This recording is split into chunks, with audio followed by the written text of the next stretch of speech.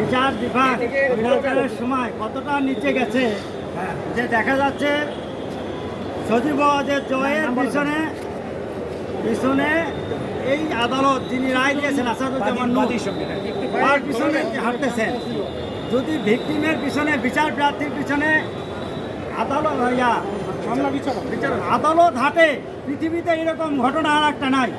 আমরা আশা করব মাননীয় প্রধান বিচারপতি এটা দেখবেন এবং আমাদের বিএনপি ওই বিগত বছরে যে পরিমাণ অন্যায় বিচার হয়েছে, এই বিচারকরা যদি এইভাবেই বিচার রায় দিয়েছেন এবং যারা এই সমস্ত অপকর্মের সাথে জড়িত তাদের বিরুদ্ধে ব্যবস্থা নেবেন।